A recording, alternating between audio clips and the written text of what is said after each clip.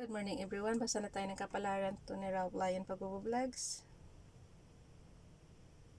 Nandito na tayo sa chapter 3, Your Coaching Report. Kapag ako Sagittarius, kopyahin nyo lang yung magandang advices dito. Ralph Lion, so here you are.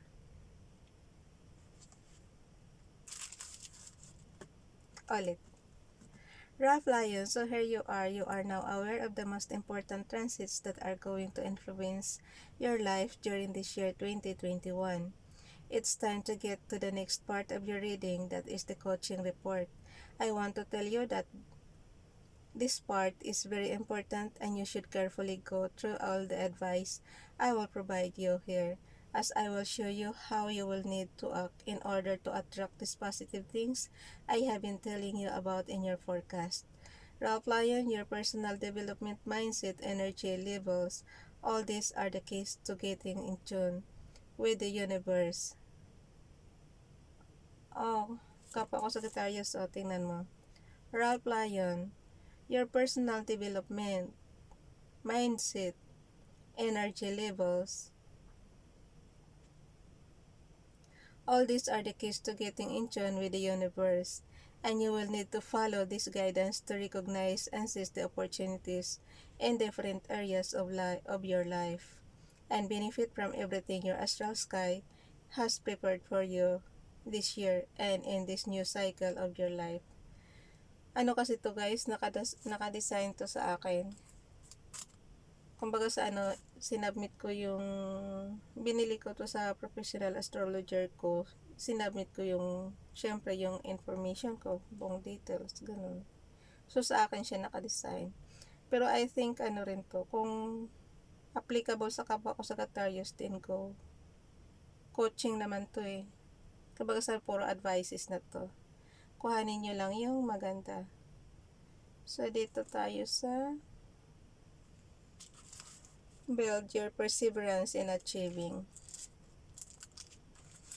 Wait lang.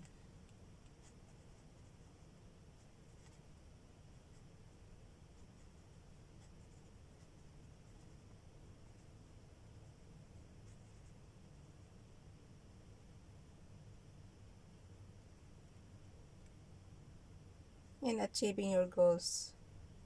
Sinusulat ko kasi para di ko makalimutan. Para mamaya.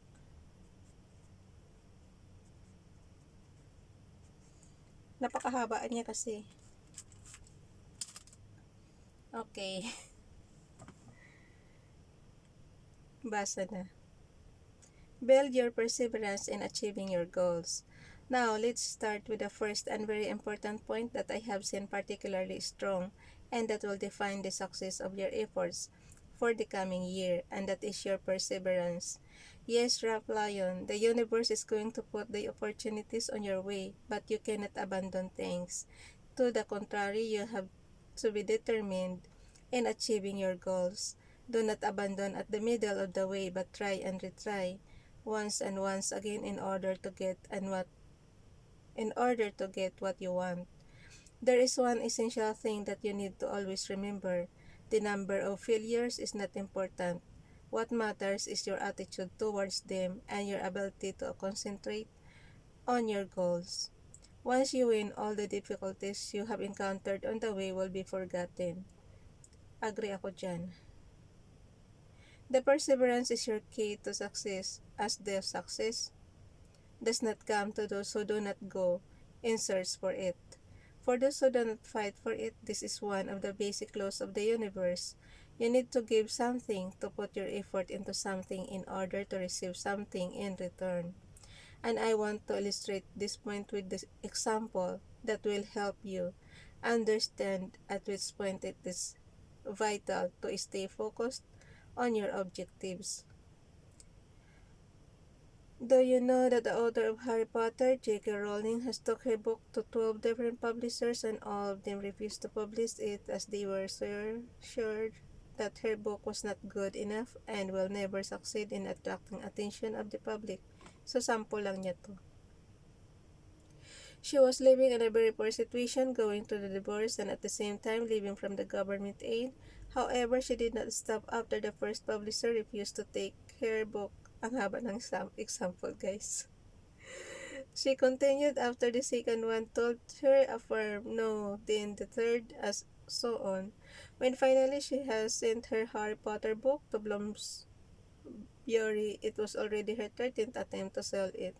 They have accepted without being too confident about the result too. And we all know what happened afterwards, Ralph Lyon. As of today, this book has been translated into 68 languages and has sold over 450 million copies in the whole world, with a personal wealth of J.K. Rowling estimated around, wag mo na sabihin, hindi na natin banggatin at napakalaki, guys.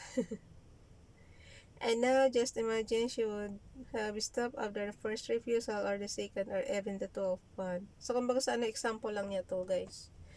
Ibig sabihin, huwag tayong sumuko. Kung halimbawa may failure tayong isa, sige lang ng sige. Parang gayahin natin tong na sumulat ng book ni Harry Potter na kahit na maraming hindi tumanggap ng niya, at the end, merong tumanggap. So, yun, naging successful. So, dito na tayo sa we would have never known her and she would probably still be living in government aid instead of being known worldwide. This is exactly the example. Sabi na sa inyo, example lang yun. This is exactly the example of the behavior I want you to adopt. Ralph Lyon. So, gayahin natin, guys, yung sige lang siya ng sige. Huwag sumuko. Okay. This is exactly the example of the behavior I want you to adopt, Ralph Lyon, as this is the key to your success. You need to set clear objectives for yourself and go for them no matter what difficulties on the road you may encounter.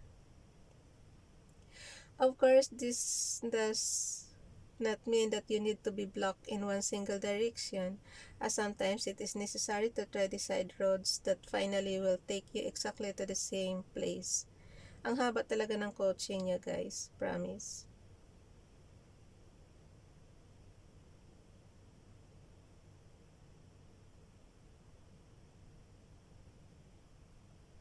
The essential point here is pursue with your idea, project, objective, or desire and not to stop working towards it, no matter what.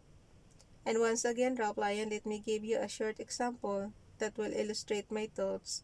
Thomas Edison, the inventor of light bulb, had to test thousands of different materials and combinations before he was able to find the right one of the material for filament of the lamp that would prevent it from melting. He had to try out baywood, boxwood, hickory, cedar, flax, bamboo, and even tungsten. Mga example niya to, guys, eh. So madaling salita, huwag lang talaga tayo sumuko. Ano mang failure sa buhay. Binood na agad eh. Nakakapagod kaya magbasa. Dito ako sumusuko eh pag sobrang haba na. Binubuod ko na lang siya ng pag-intindi. Ayun. However, at the time, there were no available tools to work with it. Before he had finally found the right one, he even contacted biologists who sent him plant fibers from places in the tropics. Finally, after years and years of different experiments, failures, and new attempts, the patent number, wag mo na rin banggitin, was given to Edison for the light bulb. The same we know. Meron akong hindi binabanggit, guys, kasi syempre pagka pang sarili ko na lang.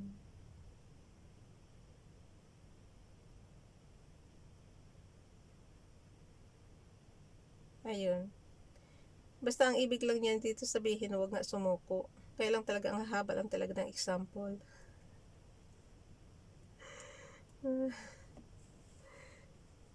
Ano pa ba?